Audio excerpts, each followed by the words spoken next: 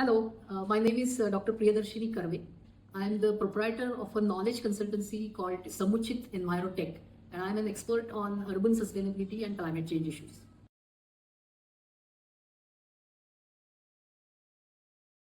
So, if we really want to address this problem, we have to understand what are the sources of air pollution which are around us.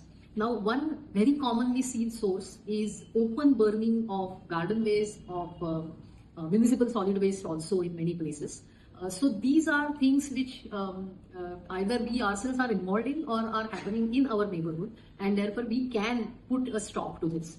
So these are sources that we should really be on the lookout for and try to stop them either by requesting people who are engaging in it, and if they are not listening, then even police complaints can be raised because these are actually illegal activities.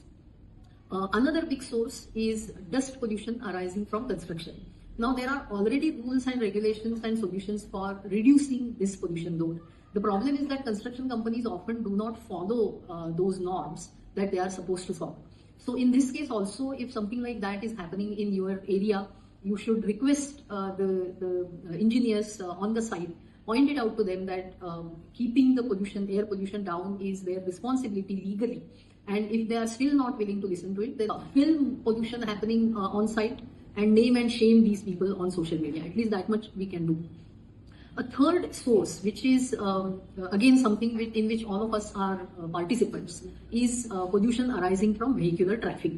Now, one misconception is that everybody only thinks about tailpipe emissions. But actually, if your vehicle has been manufactured in the last 10 to 15 years, the tailpipe emissions is no longer a very big problem. There are still on urban streets, we have old buses, old trucks, which are throwing out a lot of visible smoke. Those are still the sources of pollution, and ironically, many of these, for example, garbage trucks or old municipal buses. So these are sources which are belonging to the local government agencies. So again, in this case, also pointing out that these are vehicles that are producing pollution, and asking the authorities to change those, shift to electric vehicles to the best extent possible. These are some of the solutions which are part of citizen activism that have to be carried out. The bigger problem with vehicular pollution is the friction between tires and roads. Tiny rubber particles are released in this friction, and these are also becoming part of the particulate matter load. Now, one way to reduce this pollution is better road surfaces, obviously. So again, this is something where the municipal corporation has a responsibility to act on.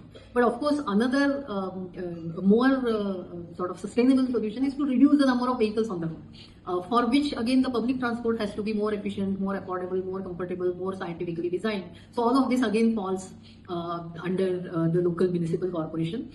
But as you can see, some of these sources that I have talked about, it is the citizens' activism which is needed to address these problems in a long-term, permanent manner. Follow us on Instagram for most accurate scientific environmental information.